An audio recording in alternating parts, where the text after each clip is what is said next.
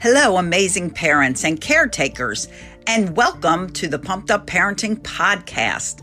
I'm your family empowerment coach, Celia Kibler. I'm a mom of a blended family of 5 kids. I'm a grandma of 9 kids, an author, a teacher, a speaker, and a consultant with over 40 years of training and real-life parenting experience.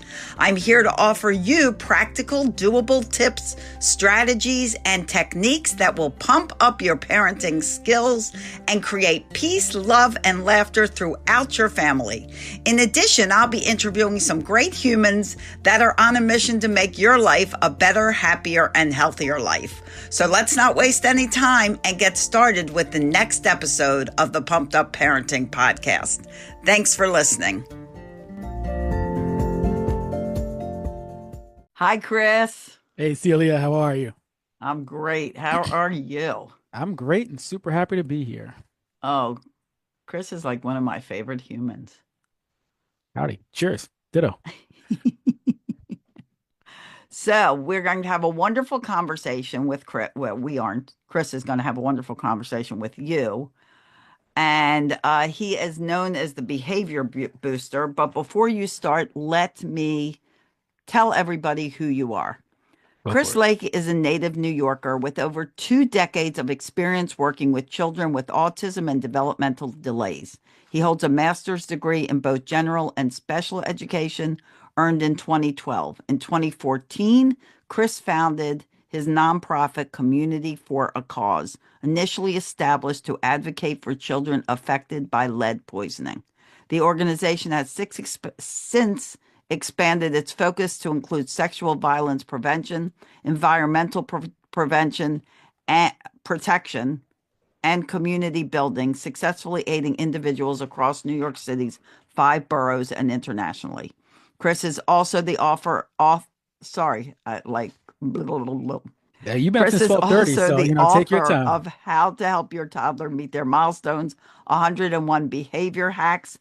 We Are Toddler People, a book that provides families and providers with evidence-based strategies to support child development. Through his charity work and authorship, Chris remains committed to supporting underserved populations and giving a voice to all those in need. Chris's dedication to education, advocacy, and community service underscores his commitment to improving the lives of children and families, both in New York and beyond. His topic today is decoding toddler tantrums. Who doesn't want this? Yes, if you have a toddler.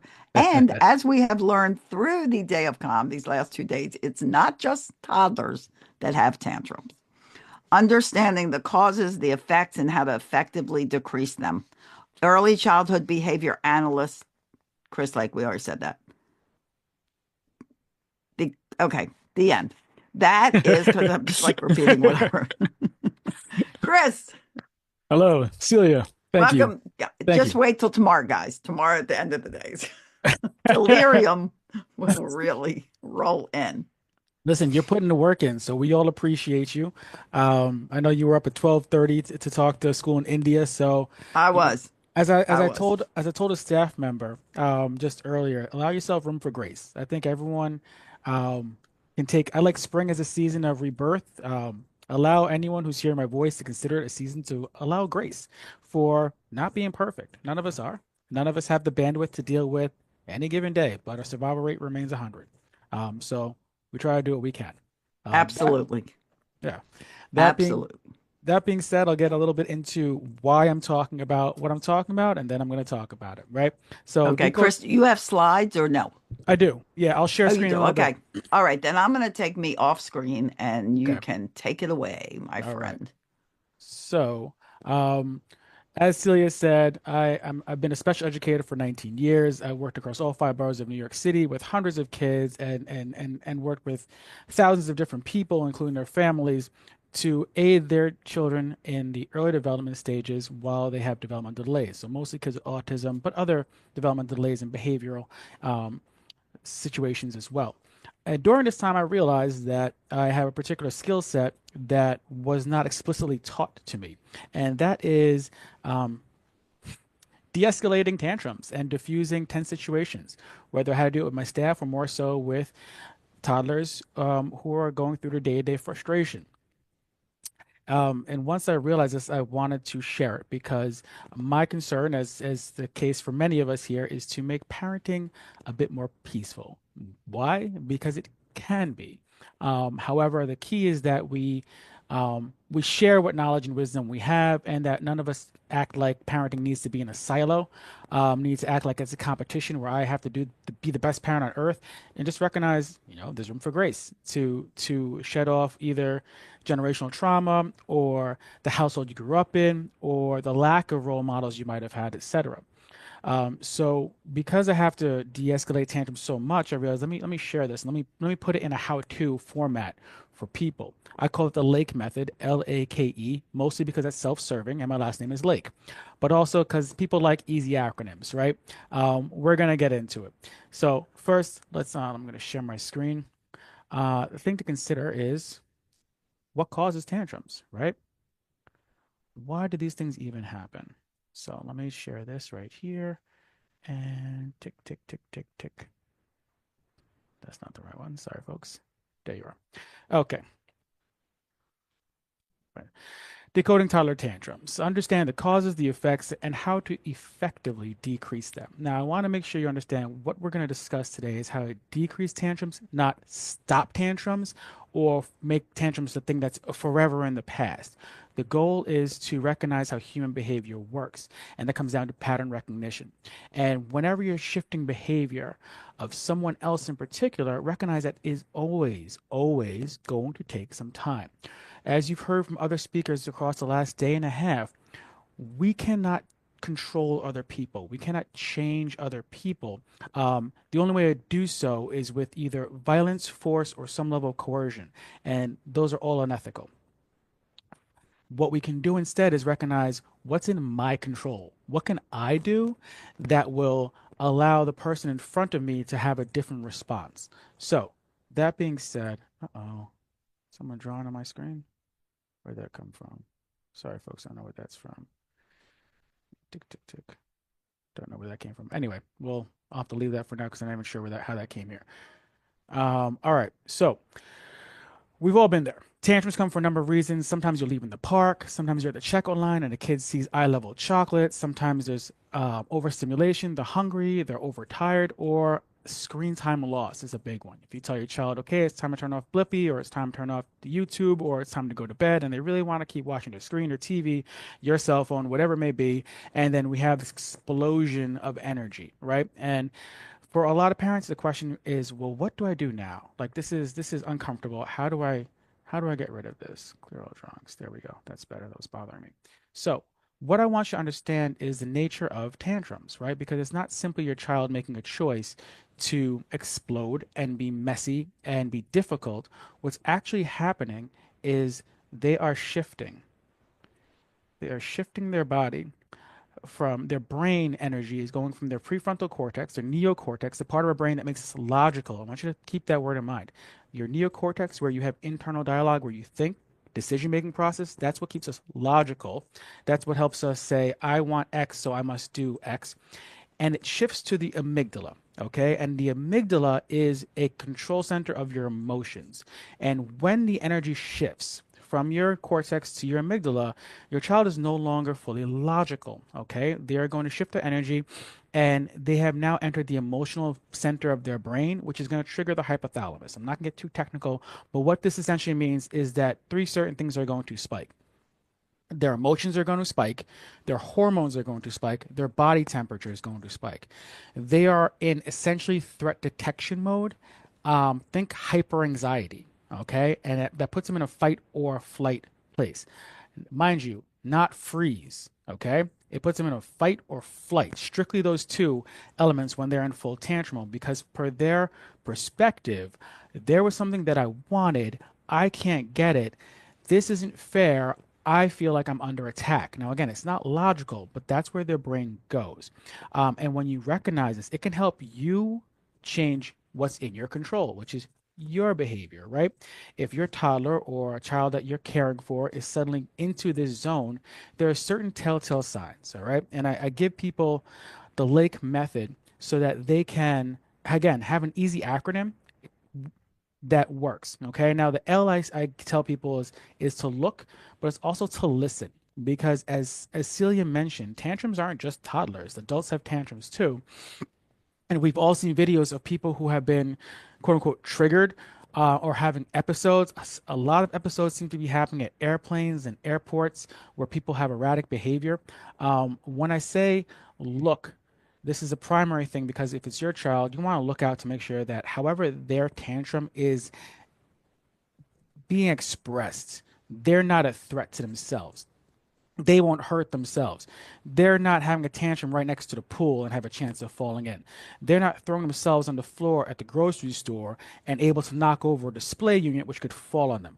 They're not near sharps. They're not near the stove. They're fill in the blank. Look around, make sure the environment is safe, free from any hazards, so that their physical safety is kept in check while they are experiencing this tantrum. Okay? When I say listen, typically what happens when people shift from their cortex into that amygdala part of the brain, their speech changes. And when you pay attention to this, it'll be quite obvious because since they're not logical anymore, they are not sharing concepts or thoughts. What people typically do when they're talking and they're in the center of the brain is repeat one thing. They'll repeat a sentence, they'll repeat a phrase. If it's a baby or a young one, they might just scream, but they're not going to express themselves. But I want it, but I want it, but I want it, but I want it, but why? Once you listen and you say, wait, they're repeating themselves, let that be your awareness meter. Like they're in their amygdala brain, they're in their emotional center, they're no longer logical. Why is this important? Because if you are engaging someone, whether it's a child or an adult, and you can recognize they are no longer logical, and again, this goes for adults too. I've seen full grown adults switch into their emotional brain, and I can recognize it because they'll repeat the same phrase. Why are you always messing with me? Why are you always messing with me? She's always messing with me. You just hear a certain sentence just repeated, and the brain is not giving much bandwidth to expression of other ideas. So bear that in mind. Look, listen. If you are dealing with someone who's no longer in a logical mind, being logical is not a strategy that works. Telling them to calm down does not help. I cannot tell you how many times I've told staff members to to not tell a 3 year old or a 2.5 year old to calm down. It's just not a strategy that anyone adheres to. So please avoid that. Let me see something. I'm going to stop share for a second. Pause when you see that they're not when you see that they've lost control and you hear that they're repeating themselves or they're not making sense, and acknowledge. Okay, the next step you're going to acknowledge and you're going to allow. This admittedly is one of the hardest steps, but what I'm giving you is evidence based. What I'm giving you is a strategy that will reliably not only take down how long a tantrum may last, but also decrease the likelihood that a tantrum will happen again. That's how you win the battle. Okay? You decrease how long it's going to last, you decrease the odds of it happening tomorrow and the next day and the next day. So the only way out is through, unfortunately. And when I say allow, what I really mean is that you are going to allow your child or the child that you're caring for the time to fully explode. Keep them safe. Where'd it go? Sorry, folks. I lost my. Where did it go? Share. There we go. You share. Thank you. Keep them safe and allow them the time to finish crying. Now, this might take 2 minutes and 14 seconds. This might take 24 minutes and 20 seconds. You know your child. Typically speaking, however, if your child tantrums generally last over 10 minutes, that is a red flag for autism. That is a red flag for developmental delays. Just be aware of that. I've learned after 19 years to not bite my tongue and be overly considerate of people's concerns or fears and just shoot it straight. Real talk, 10 to 15 minute tantrums occasionally, no big deal. 10 to 15 minute tantrums every single day reliably, red flag. Discuss that with your pediatrician. Consider getting them assessed. Because there is an emotional regulation component there that can be addressed. And the longer one waits to take care of that, the longer one takes to get services for that, the more challenging it will be in the future. If the first time you're attending to a child's emotional regulation needs is they're 7 years old, but you've been aware of this since they've been 3, you not only have to have that child work on their emotional regulations, but you also have to work on your response to the regulations. So it's a lot more work overall. Food for thought. Again, second step, you're going to allow them time. You're going to acknowledge that they're in this state of mind, A, and you're going to allow them time to finish, A. This may take time, and I often advise people when this happens, take out your phone and use your stopwatch. And there's a very valuable reason to do this because in the midst of a tantrum, time kind of stops for the parent. But if you take your phone out and say, okay, they're tantruming, I'm going to see how long this lasts. And you just hit start and let that stopwatch start going. However long they tantrum over that specific issue, if you use this method properly, the next time they have a tantrum, it will be shorter. The issue is when you don't take data, it's very difficult to recognize when your child makes progress. So if on Monday your child had a 10-minute tantrum over turning off the TV before bedtime, but on Wednesday they had a 7-minute tantrum over turning off the TV before bedtime, that's a 30% they made a 30% difference in time they made progress in. That's a big deal. It won't feel like it if you have no sense of time though. You'll just think my kid tantrumed once again. This is miserable. But when you can tell yourself, wait a second, it was 10 minutes on Monday. Today it was 7 minutes. Maybe Friday it'll be down to 4. And then by next week you might be done. And that's the honest way it works. It takes time. It's not a silver bullet. You're not going to hear my words after this. Try something tomorrow. And then on Sunday, never deal with tantrums again. That's not how human behavior works, right? And you consider, even on a positive side, if there's something you want to accomplish behavior wise and you really like it, let's say you want to teach yourself how to play the piano or you want to learn a new language, you don't do it in one day, right? Even if it's something you want to do. So you're trying to get a child to emotionally control themselves when they switch to brain patterns. That's going to take some time, all right? But if you do the work, it will pay off, all right? So the next step is going to be keeping kind. And when I say this, I mean you are going to validate their experience. This happens after they calm down, right? After the child flips out or has their tantrum, when they come to, you'll recognize, right? Like you'll see the breathing patterns start to shift. You'll see that the energy is waning a bit. And at that point, you're going to validate what they've experienced. You okay? Gosh, you looked really upset. I get upset too when I can't get things I want. I get really upset too when I still want to watch my shows. Sometimes I really want dessert, but and I get upset. Acknowledge how they felt. Acknowledge their feelings. This is going to help them process their feelings as well. Seeing you process for them is practice. They're getting a chance, a schematic of this is what I can do with these feelings. I can acknowledge these feelings. I am upset. I'm upset because I wanted something and I couldn't get it. You're going to validate it. You're going to demonstrate sympathy. This is very important because it also teaches your child that in response to losing control, my caregiver is kind. In response to me losing control, my caregiver isn't yelling at me. They're not belittling me. They're not making me feel small. They're understanding me. They're trying to understand me, and they're still showing me love, which is great. So that's K. All right. So we did L, A, K, and E is going to be explain, and the other E is enforce. And this is very important. Okay. You're going to explain the rules of whatever the scenario was. So if you're at the checkout line and you said no to buying M&Ms or cake or whatever it may be, after they've calmed down and after you validated that they were upset and that you get upset too, or that people get upset for things that are similar to what they're getting upset for, you're going to explain, and still we're not having cookies, and still we're not having cake, and still the rule is X, Y, and Z. This is very important because it allows a child to recognize that the rules are the rules regardless of how they behave. If there's any one takeaway that you can have from what I say here today as a behavior therapist for 19 years, the most fundamental truth about behavior is that all behavior continues as long as it is useful. If the behavior is useful, the child will continue to do it. Okay, so if the child learns, I am going to flip out when it's time to leave grandma's house if I don't get 3 more cookies, or I'm going to flip out if you don't let me use the cell phone for as long as I want, and then you cave, they have learned it's useful. It's nothing personal, right? And that's not a blame situation either. It's simply human behavior. That's how we all work, right?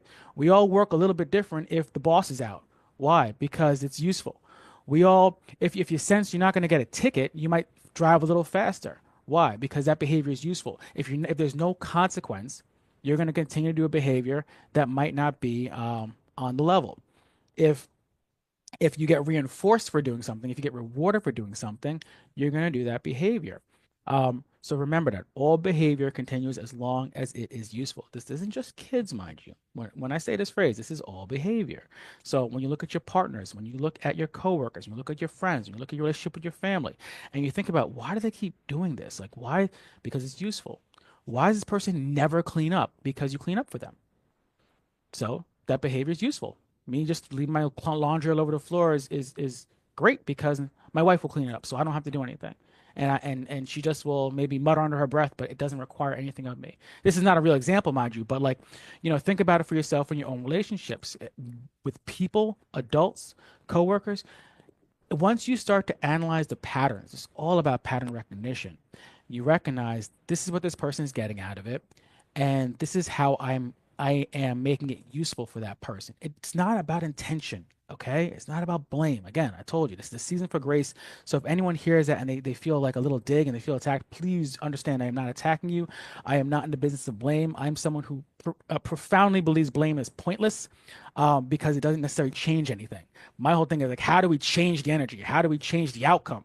And if the pattern is in your control to change, let's look at what elements that is in our control to change. If it's not, then you can put your hands up and say, you know what, I'm just going to meditate and breathe deep. And you still can change your reaction to that which is out of your control, right? That being said, um, when you're utilizing the Lake method, you really want to ask yourself what's in your control. When a child is starting a tantrum and you look and listen and you realize that there might be some hazards, what is in your control is either moving those hazards out of the way, whether it's sharps or whether it's anything they can get themselves hurt with, move that out of the way. If you can't move that out of the way, move the child. The child, again, I'm speaking from a toddler point of view here now. The child is smaller than you, which means 99% of you can pick the child up and move them. Do that. That is okay to keep them safe. All right. Um, Obviously, be gentle. Don't be rough. But like, if you gotta keep them safe, you gotta keep them safe. Two, going back to threat detection and the amygdala, make your body small and still. And I'll go back to the screen share so you can see my notes on this because this is quite important. And the reason behind this is you want to, because the amygdala perceives threats from an animalistic point of view.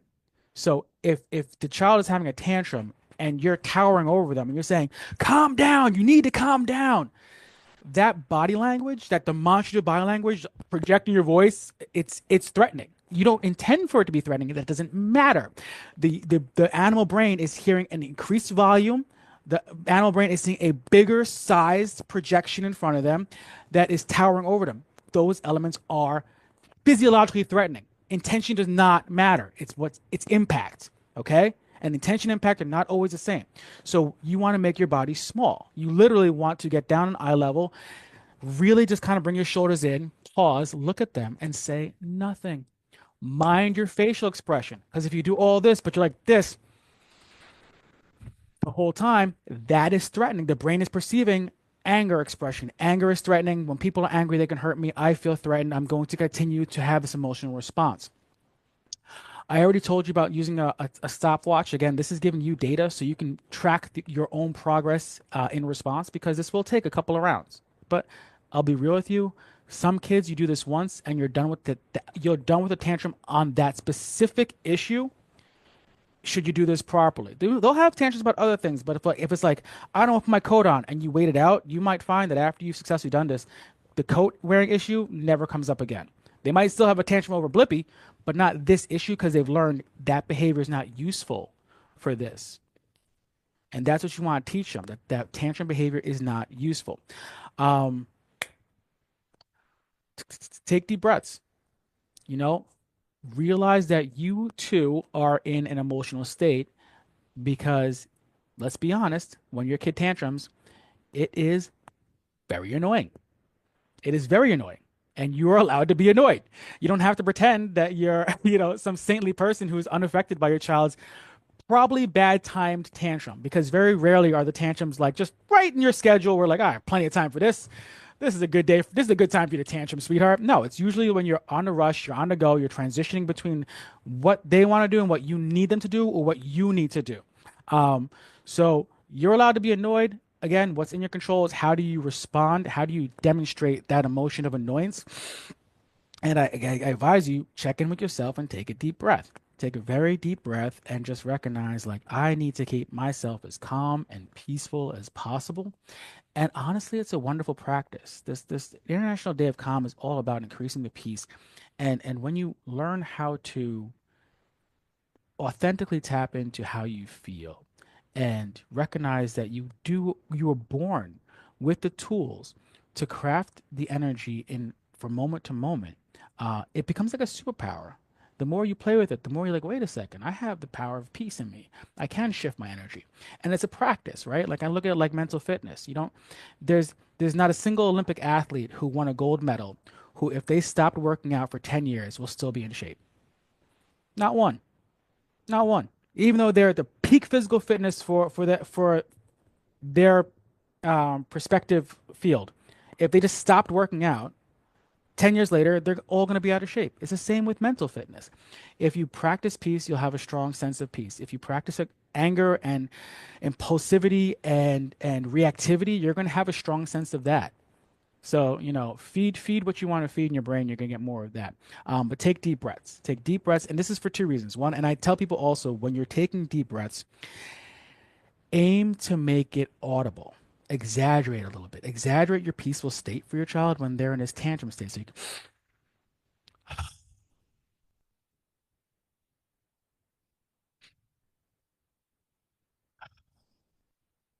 let them hear you taking these long, deep breaths. And while you might say, come on, like, do I really have to do that?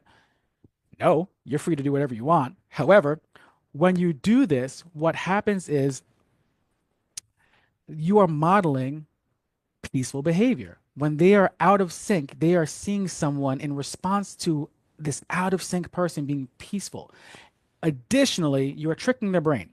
As you take these audible, long, deep breaths, their brain is picking up on these long, deep breaths and naturally will begin to start to match, which will naturally bring their brain chemistry and energy down a bit. Again, the goal is to decrease the amount of time. If their tantrum is usually 10 minutes and you get it down to 2 minutes, that's a win. If it's 10 minutes, you get to 8, that's still a win. It's about eroding and shifting the energy, right? The last two that were on that was say little to nothing, please. When I say wait it out, I really mean wait it out. You don't need to talk them through and say, sweetheart, we have to go to grandma's and da da da. Just sit there, quiet, small, gentle faced, deep breathing, and wait. And the first time you do this, they're going to look at you very strange. And they may do something that can be very frustrating, but go with me, guys, because again, this is 19 years I'm just giving to you for free. There's something called an extinction burst. And I tell parents, if this happens, you're almost done. And what that is when a child is having a tantrum and they realize this isn't working, I usually flip out and I get what I want. I get that cookie, I get that tablet, I get that fill in the blank. It's not working. So what they'll typically do is they'll turn up. They'll straight up, they're going to turn up. And that can either be in intensity or in volume. But if you see their tantrum go from like, okay, they're at level 6 and all of a sudden it spikes up to a level 9, they're almost done. They're almost done. And if when you get through that, the odds of seeing this kind of tantrum again are really low. And it's challenging, I know, but I promise you, if you wait it out, just keep them safe. Look around. Are they still safe? Good. Okay. They're still in the state of mind. I acknowledge they're in the emotional state of mind. I'm going to still allow this time. I'm going to look at my timer. I'm going to prepare kind words to tell them, and I'm going to prepare to explain and enforce. Wait that tantrum out. When that extinction burst happens, when they turn up, that is a natural part of the process. You have done nothing wrong. That is a natural part of the process. Why it has a name, extinction burst, because it's like a burst of energy. When you see that, just recognize you are almost done. You are almost out the woods. How long the woods remain, I can't tell you. It's different for every child, but that's the last stage of it. That's the last stage of it. So just keep breathing deep, keep being peaceful, keep modeling peace, keep your body small, ignore the haters. If there's people around, Ignore the haters. I know that gets some people. I'm lucky because for whatever reason I tapped out of giving a hoot what people think about me in my 20s. I know not everyone has that privilege. Um, Mostly I have that because I embarrass myself enough times to realize it doesn't matter. Everyone's already in their own head and they're only thinking about how they look too. Um, Anyone who looks at you when you're working with your child who's having a tantrum that has a look of judgment on their face either doesn't have kids, so who cares what they think, or how they would deal with a kid. mm, that's all I'll say about that. So don't worry about the haters. Um, in fact, one thing I do when I see personally, I like to give other parents like a little heads up and cheers. If I see a parent going through it personally, I'll be like, I'm rooting for you. I always do that. I just walk by, say, I'm rooting for you, and I invite people to do the same thing as parents. Just let parents know, like, you're in the good. You're in the good. I'm rooting for you. It's like anti-embarrassment, right? Someone's like proud of them, but don't care. Like no one exists in those moments but you and your child, and that's all that matters. And people who know, and people who don't know don't matter. They don't matter. Um, so that's that. The Let's see what's next. So get out of here. The the thought that I really want you guys to consider is like what's in my control. Just remember that because when they're out of control, you need to be in your control. And because you are modeling control, and this will help them emotionally regulate, but also practice what they see you be. Kids do so much more, they do so much more imitation than following instruction. If you just tell a child, when you're upset, what you can do is X, Y, and Z, that's good. However, if they see you do X, Y, and Z when you're upset, the odds of them following your footsteps are so much stronger. If you're telling a child when you're upset, do X, Y, and Z, but then when they see when you're cut off on the road, you're flipping out and having full on road rage, there's a cognitive dissonance there. And their brain has to decide, what do I do? Do I do what mom told me to do or do what mom is actually doing? Uh, and they're going to lean towards doing what parents are doing because it's just that's how we're kind of naturally wired. Um, the goal again is validation and clarification. The last step is really important. Explain and enforce. So after, well, let's skip the step. You allow time, keep in kind. Again, validate their feelings. Let them know that it's not crazy for them to have been upset. They are still developing the brain. Celia talked about this yesterday. I'm sure she got into it today. We are not fully formed human beings until we're 25 years old. Our brains are not complete. For women, it's usually 24. For men, it's usually 26. So I'm just going to give you the middle. 25 years old. Our prefrontal cortex, neocortex, our ability to make decisions, our ability to have a sense of what does this lead to in the future, that doesn't develop fully until you're 25. If you really think about who you were after 25 and you think about who you were like 22, 21, you and I all know there's a bit of a difference in terms of what kind of choices we're making, and whether it's in your choices on the weekend, whether it's in your choices in who you chose for partners. There's so many different ways you can analyze yourself and be like, oh yeah, that's fair. Wisdom was more readily available for me after 25, and that wisdom comes from being able to say, what are the consequences of my actions? So give them grace. They have a long way to go before they can make choices, and telling them to calm down or expecting them to just figure it out isn't always the best strategy. In fact, typically, the longer it takes for someone to tell another person explicitly what they want them to do, only guarantees that it'll take longer. So when your child is acting, aim to use affirmative language. A lot of times parents will give kids rules and a don'ts and a can'ts and stops. Don't do that. Can't do that. Stop doing that. Problem with those three words in particular is that the delivery time is usually after they've already done it, which is a terrible time to learn a rule, right? Because you've already broken the rule. Especially saying we can't do that. Well, I just did it. So what do you mean I can't? But telling a child what to do is so much better. So, sweetheart, everyone gets upset when they can't have what they want.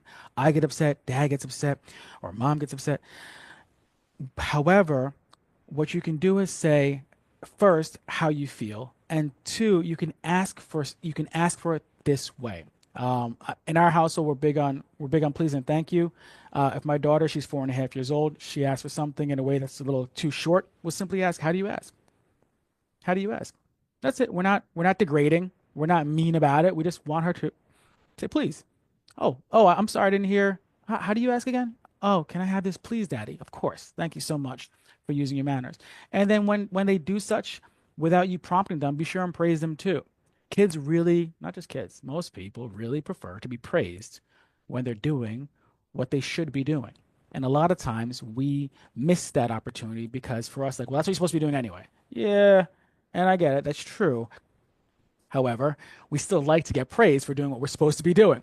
And the more you praise your kid, the more they're going to do that thing you praise them for. Um, and I would say try to be specific when you praise them. So like even when they get out of a tantrum, you have an opportunity to praise your child for calming themselves down. And I love this phrase, and I gave it to a 15-year-old with autism who had exceptional tantrums and exceptional outbursts.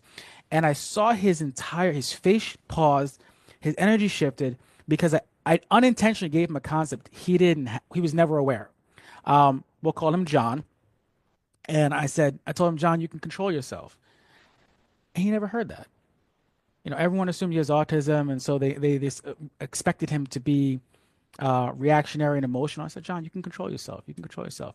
And then when he did, I said, good job controlling yourself, John. And I would see him have moments where his body language was about to do something aggressive, and he'd pause and catch himself, and he would repeat my words, say, good job controlling yourself, John. Good job. He'd say to himself, because he realized that seed of truth that I can control myself, even if I'm angry, even if I'm emotional, even if I feel like I want to react and interact with this a certain way, I can control myself.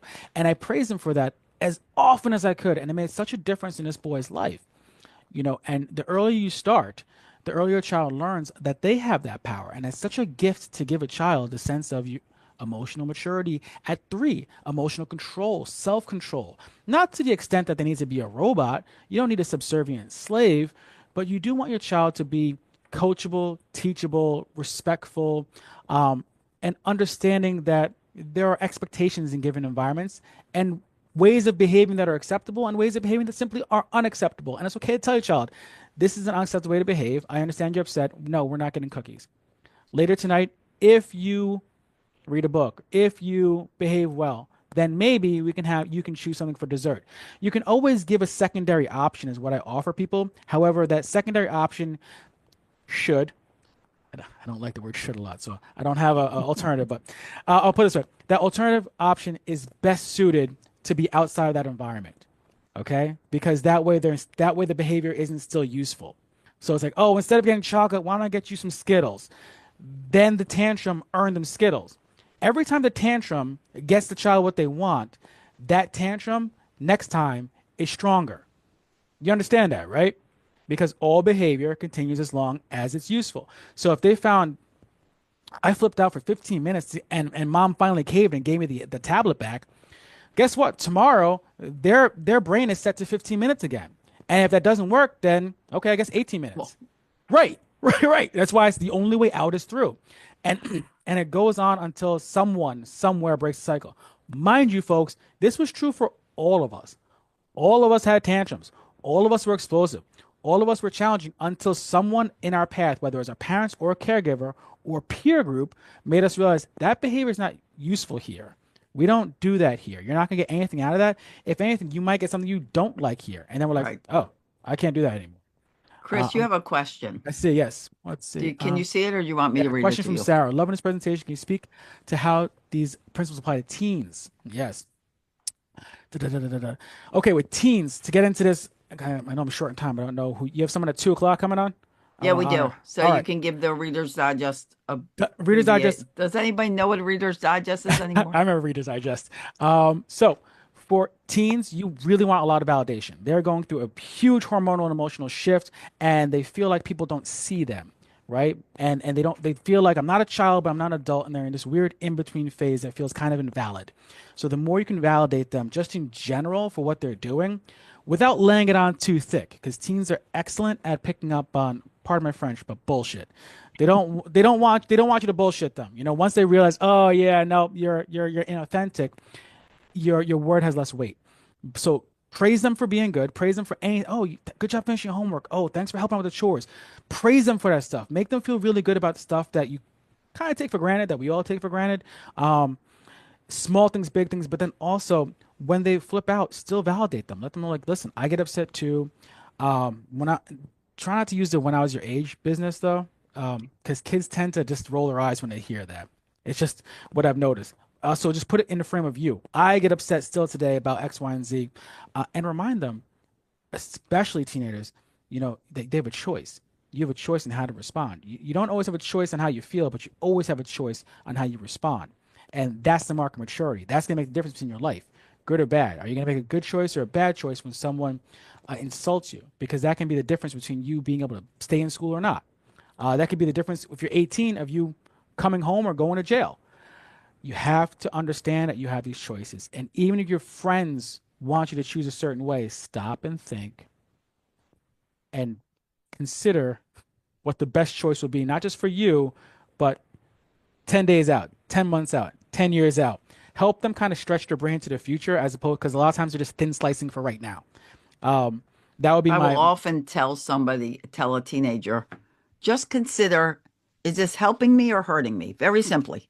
mm, And I mean, that's good for anybody making a choice. right, Is this helping or hurting? right. And it kind of clarifies that choice, or it gives them a way of thinking about it in a more logical, easier way. And then the explanation part, like I said, the keep kind, the explanation part, you want to validate the feelings they have, but you do want to explain, like, but you can't act like that. Like, okay, like they broke up with you, but you can't destroy your room. Now, now clean it up. Right. Responsibility. Right. You don't you say, "Oh, I'll help you clean up." So no, no. You did this. Now you clean it up. I get it. You're mad and we could talk about this later, but you need to fix this situation that you made. I get it. Like you're sad about this, but you still have to do your homework.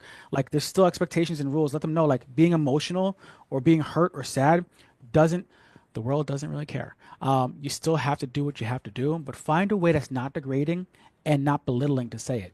Tone is really important when you're communicating these things to teenagers because they're gonna they're gonna be in a certain mode that might exhaust you, and if you're speaking in that exhaustion, they feel it. So also remember what's in your control. Check yourself, check your body language, check your tone. Don't be condescending. Just explain like I get it. I get it. You feel upset. I feel upset too. There's still rules, And sweetie. don't lecture. Don't lecture. Don't And lecture. with tone and body language, realize that communication is, and it breaks down finer than this, but is like 80% nonverbal, Yeah. Mhm. 20% the words you say. So whatever your tone is, whatever your body language is, that's what's being read. Your words are like, you know, just like Chris, you just said, they're going to do what you do, not necessarily what you say. That old adage, what is it? Do what Do I what I say, not say, what not I what I do. do. Yeah, it doesn't work. Garbage, It doesn't work. It's the garbage. opposite. They'll Right. do what you do, not what. Opposite day. Yeah. Yeah. Exactly. Yeah. Chris, Uh, thank you so much for all this. This was Pleasure. just great. My pleasure. Great, great, great. I'm just sitting there the whole time. Like, we think so much alike, like Right, almost right. to the words you say are the words I tell parents. Well, I And I'm just mean, like, yes, yep, yes, yes. true is true. So thank you so much for being here. I know this truly helped and explained a lot. And the key thing, like that I always tell parents is, why do tantrums continue? Because they work. They work.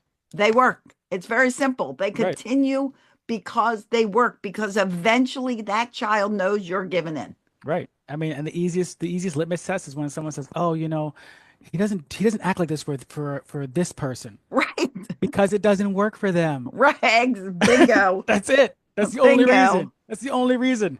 They just Exactly. It's like if they behave one way in school and they come home and behave another destructive way, right, something to do with home. right. And that's not blame. It's human behavior. It's understanding. We're all the same. Exactly. We're all the same in that. It's all Learn a human better behavior. way. And that's what we're here for. Because if we are raising children that are disrespectful, angry, raging, throwing tantrums every time something doesn't go their way, that's the adult you're putting into society Yeah. in the next generation. I see a question from Erna Lee. How do you retrain adults who continue to cave to their child?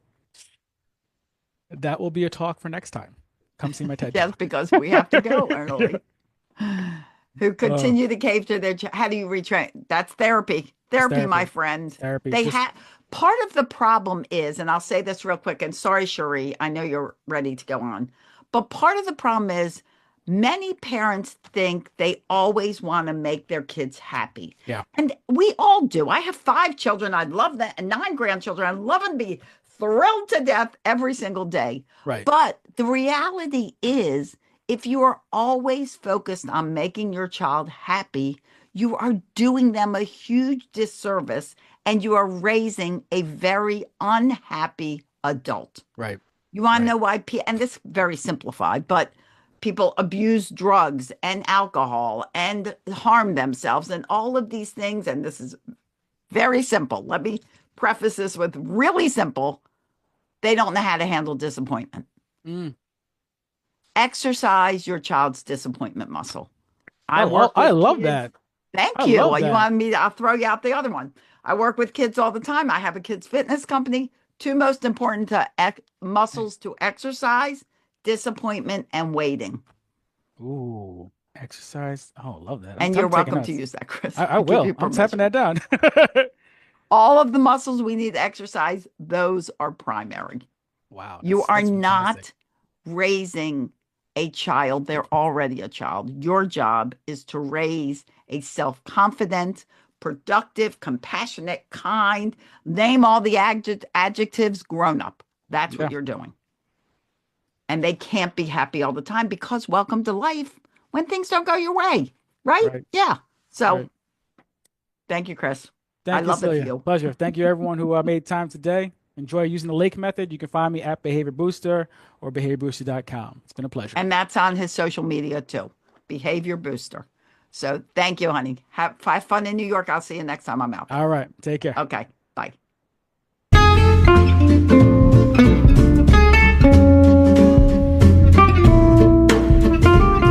Thank you for listening to the Pumped Up Parenting Podcast. If this episode was helpful to you, please share it with a friend and leave us a review that will help others. Wonder why kids don't come with a manual? Well, wonder no more, because I wrote you one, and it's just won a wonderful Mom's Choice Award. Go to celiasbooks.com and buy your copy of Raising Happy Toddlers, as well as my children's books. I appreciate you being part of my mission to help 10 million parents stop yelling at their kids. Please be intentional and hug on those kids of yours. See you at the next episode.